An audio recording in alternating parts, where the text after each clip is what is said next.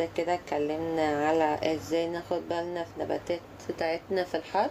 النبتة يعني بعدها عن الشمس بحيث هي تاخد ساعة او ساعتين بس شمس دايركت، ما تاخدش 8-9 ساعات شمس في الحر دوت عشان الأورارات بتاعتها ما تنشفش وتصدم.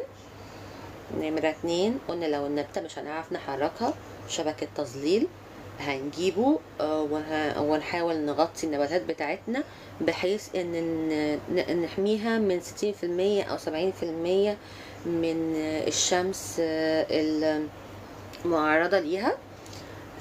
نمرة 3 قلنا بنسقي يا اما الصبح بدري في وقت الفجر لغايه معانا الساعه 10-11 كده قبل ما تبتدي موجة الحر تبقى جامدة على النبات، او وقت الغروب من اول الساعة 6:30-7 لغاية 8-9 الشمس معانا لغاية يعني الدنيا منورة فممكن نسقي في الوقت ده.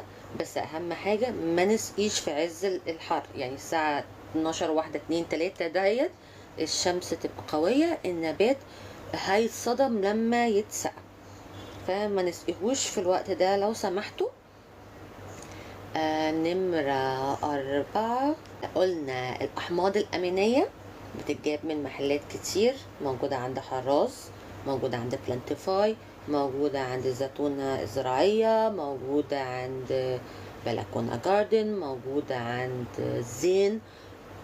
كل المحلات عندها الأحماض الأمينية. طبعا مش عايزة أجيب كمية كبيرة، هروح لأي مشتل جنبي أقوله لو سمحت أنا محتاجة ان اخد حبة احماض امينية ب15-10 جنيه، حبة قد كده هيكفوك 3-4 شهور الجايين بتوع الصيف.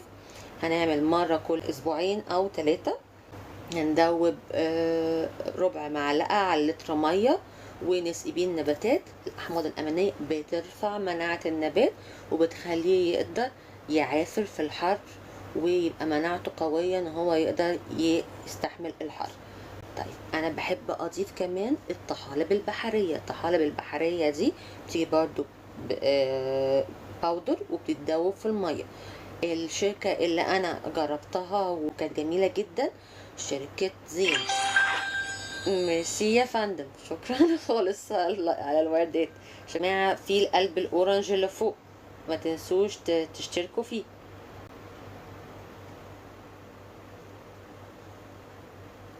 الطحالب البحرية بتساعد اول حاجة ان هي تعمل شبكة جذور عنكبوتية كبيرة. يعني ايه؟ بتزود تشعب الجذور بتاعة النبات، فالنبات يبقى عنده جذور كتيرة صحية فيقدر يسحب المية اللي في التربة ويقدر يسحب الأملاح والمعادن اللي هو محتاجها، فالنبات يبقى بأحسن صورة ليه وهو بيواجه موجة الحر اللي موجود.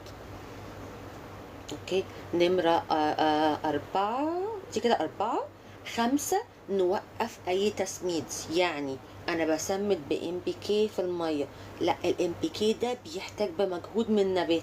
التسميد بتاع بيحتاج، يعني لما اسمد التربة والنبات النبات بيبقى محتاج يعمل مجهود ان هو يسحب كل ده من المية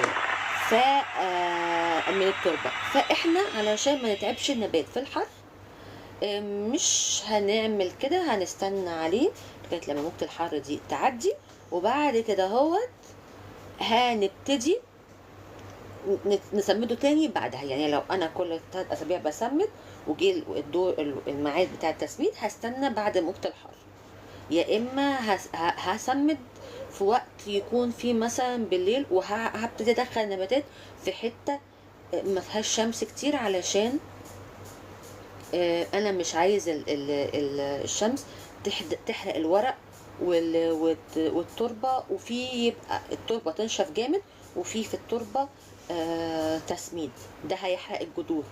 فعشان كده احنا بنقول هنستنى شويه على التسميد بحيث ان النبات يسحب بس ميه من التربه ما يبقاش فيها حاجات تانية تحرق الجذور. اوكي حلو جدا.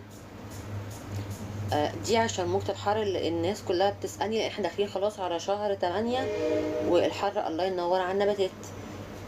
يفضل ما نعملش اي مستنبتات بره، يعني فكرة ان انا اجيب بذور واعمل سوينج او ان انا ابتدي ازرعها مش في وقت مش في الشمس دي خالص، لا ده هعملها جوه في ظل، او من ورا شباك بيبقى بيعدي ضوء الشمس، مش الشمس نفسها، لان دي هتنشف المية جامد وممكن تحرق البذور والجنين اللي جواها يبوظ.